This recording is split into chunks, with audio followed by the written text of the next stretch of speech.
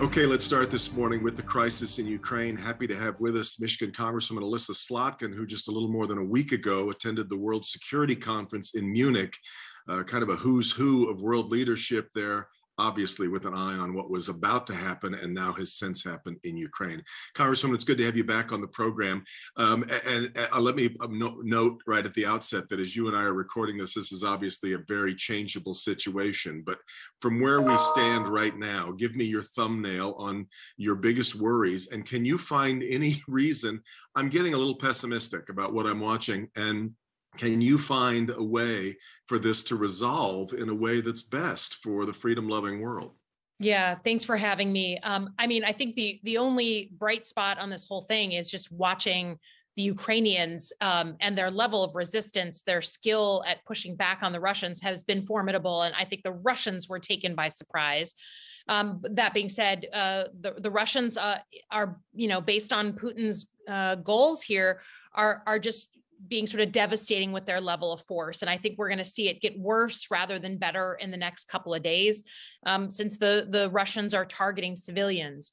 I think the way that it gets resolved is that there's enough pressure put on Putin that he changes his calculus. He changes his decision making. That's what sanctions are for. That's what the pressure from his own people is for. And just sort of humiliating him at the economic level so that he declares victory, pulls his troops out, or at least pulls them back from the active combat. That's the best we can hope for. And that's what the strategy is designed around right now. I want to talk about both those. Let's start with the sanctions that have been applied to him. As I mentioned on the program a week ago, I can't imagine that anything has been done so far that he didn't anticipate being done.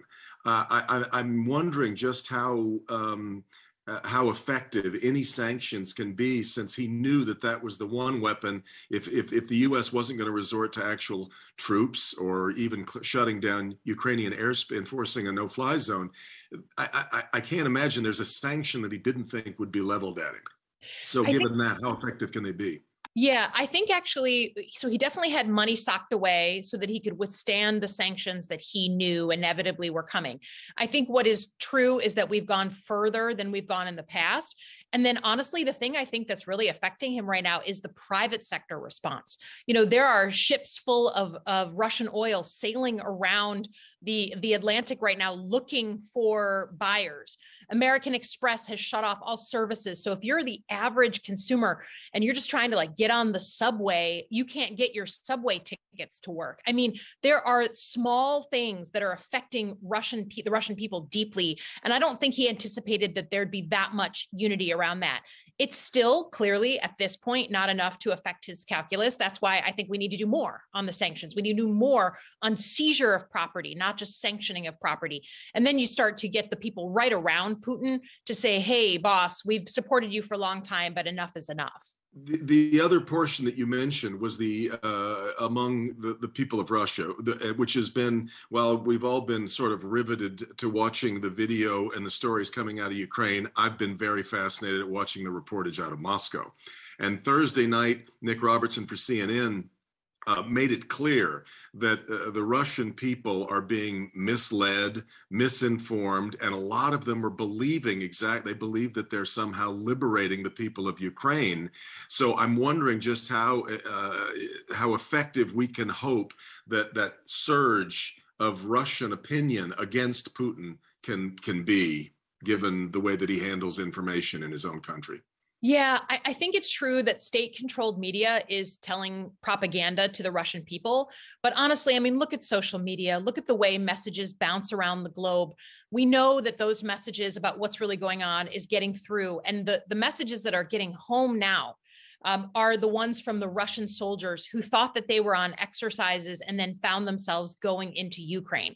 We have a lot of conscripts. We have a lot of people who signed a piece of paper just because they needed a job, they needed an opportunity, and they are now finding themselves fighting for God knows what in Ukraine.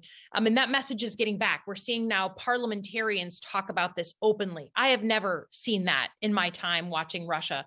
So you're right that state-controlled media is state-controlled media, but you can't keep that message out. And I just don't, we saw protests in Russia. That's a gutsy thing to do, to protest Putin. So I am counting on the idea that people don't believe everything that their state-controlled media provide to them. He is clearly someone that I don't think the world has ever trusted very far. But do you think you've got an understanding, and I know that this was a topic of conversation in Munich, of exactly what is driving Vladimir Putin and how far he's willing to go to get it?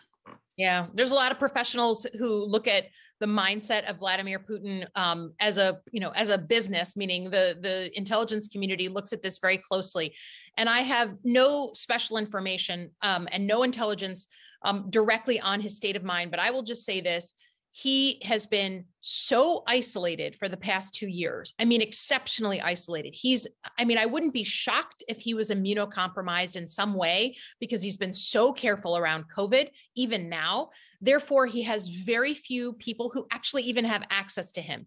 Very different than even 3 years ago. And I think— It might explain the 20-foot table that he sits at when he's talking to anyone. I'm a former CIA analyst, and I took notice of that table, right? Kind of in an era when people are really kind of getting back to normal. And I think he's in legacy building mode. He's thinking about what kind of mark he wants to have on history. And he wants a statue up there with Lenin and Stalin as kind of people who were heroes of the Russian Empire. And without, advisors around him who can really tell him the truth, I think you get in an echo chamber. And I think that's what he's in. And I think that's he's believing his own propaganda, which, as we know, is very, very dangerous. Is there, so we keep watching, it's gut-wrenching to watch, President Zelensky, but just average citizens from Ukraine looking into cameras that they know are being watched back in the West saying, please do something to help us. We are, I guess what I'm asking is there any stomach among any of your colleagues for doing more than sanctions? I think there are definitely conversations about what we could be doing in addition to providing weapons, in addition to providing equipment, providing money, that kind of thing. And certainly there's a Ukrainian parliamentarian who got stuck here in the US when the war started, and she's going from office to office to office saying, please establish a no-fly zone, please bring the American arsenal into the fight. And I think, to be honest, that it's not just the politicians, but the American public that's watching these emotional things on TV and saying, we've got to do something. But we have to understand that doing something means inserting ourselves into a hot war with Russia, with another nuclear power. It's not something to be taken lightly. It's not something that we should just do out of emotion. And we all want to help the Ukrainian people. But those are the choices that are going on right now in the White House. And they are tough, tough choices. It is, and we keep hearing people sort of drawing comparisons to the way that Hitler managed to start World War II. With people saying things like, if we just give him Czechoslovakia, if we just give in a little bit, then everything will calm down and quiet here. Are we willing to cede Ukraine ultimately to Vladimir Putin? Well, look, I think I'm just going to be straight. There's a lot of Ukrainian Michiganders who know this in their blood right now. They're watching this fight, and they're watching us watch and provide where we can and sanction where we can, but not getting in the military fight. I think what is going to be really interesting and something that I watch very closely is whether Putin is willing to go that half a click more and engage NATO forces, NATO countries, invade NATO airspace, hit NATO flagged ships. Then we're in a different conversation. That is a treaty alliance that the United States has had since World War II. And to me, if we don't defend a NATO country, then the post World War II national order that we know is gone.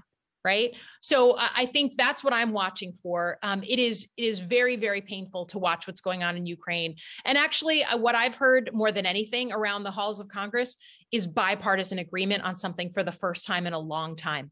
It has brought people together in a way that we just haven't been over the last 4 years. And I think that there's some strength and importance in that.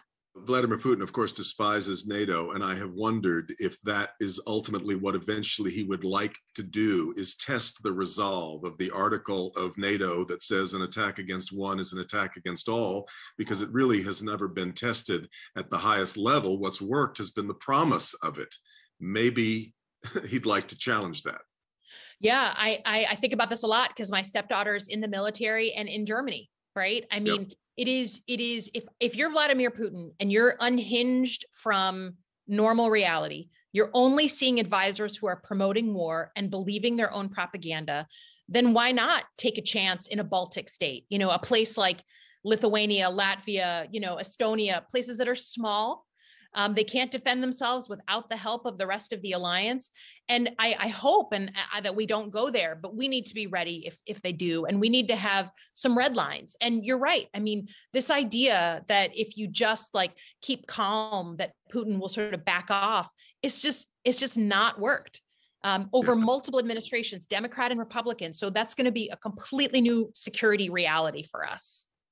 Lastly, Congresswoman, the pain that Americans are feeling, we're already feeling from inflation now being so intensified. The price of gas is jumping out of sight for a lot of people.